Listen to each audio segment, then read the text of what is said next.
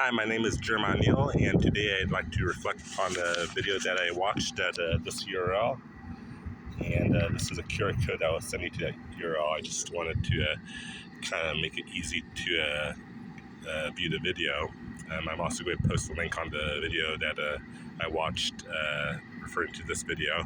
But basically, what I wanted to do is state my final, opinion on the video. So I wrote, "My name is Jeremiah Neal. I work at Rose Parks. I will not cooperate with ICE. ICE and President Trump are pieces, pretty bad." And I wrote all about it in my book called Sufficiently Educated.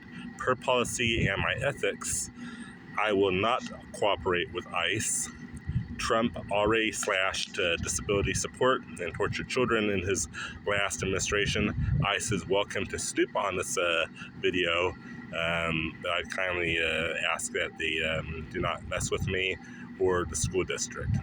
So I wanted to state that. The other thing I wanted to talk about is my devotion for 2025. I wrote it right here, but basically,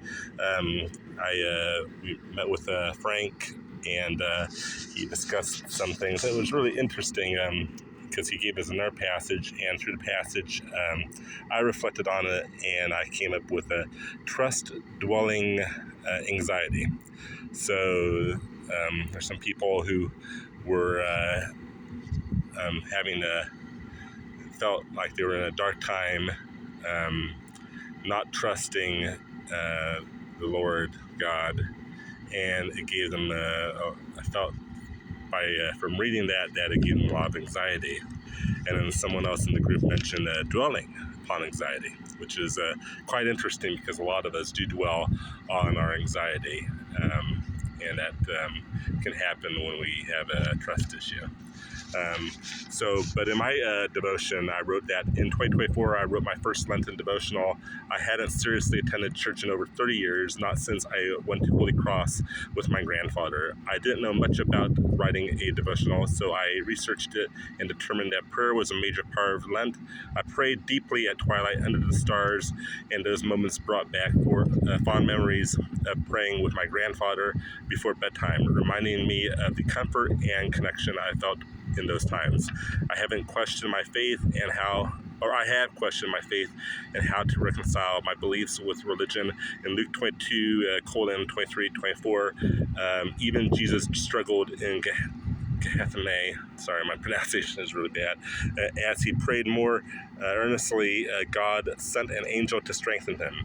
Reading this passage, I felt a similar resurge, an intellectual and spiritual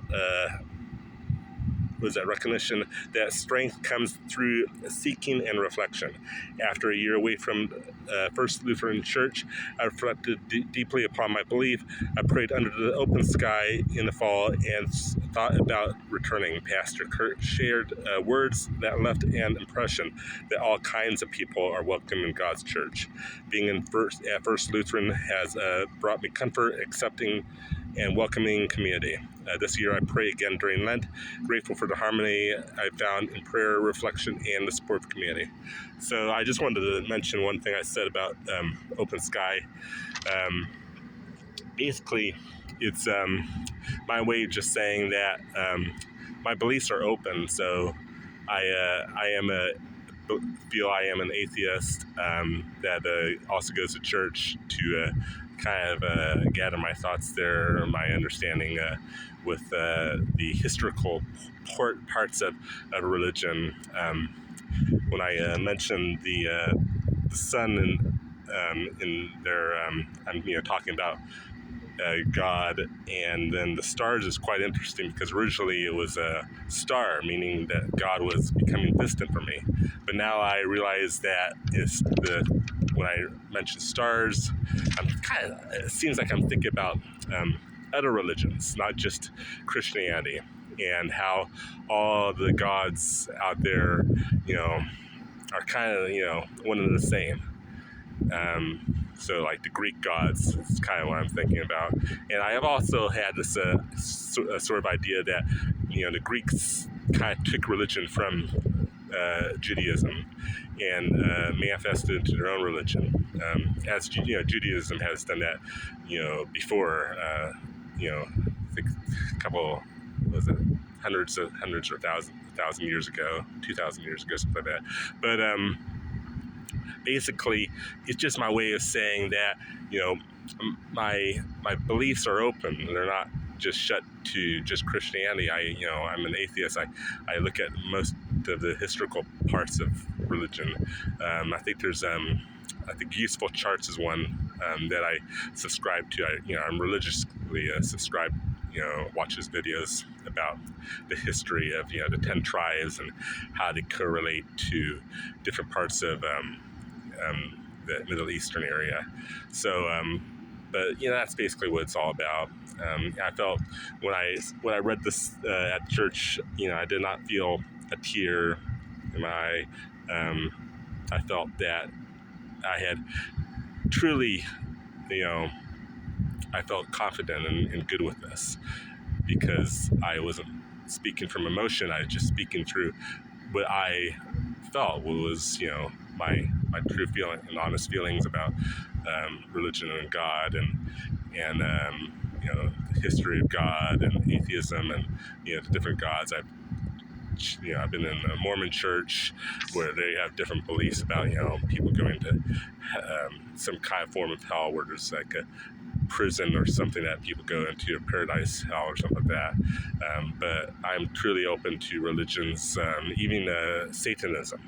I'm looking into Satanism right now. It's very, very interesting. It's just seems like the kind of reverse Christianity. That's what Satanism seems like when I read about that one statue with the two children side to side.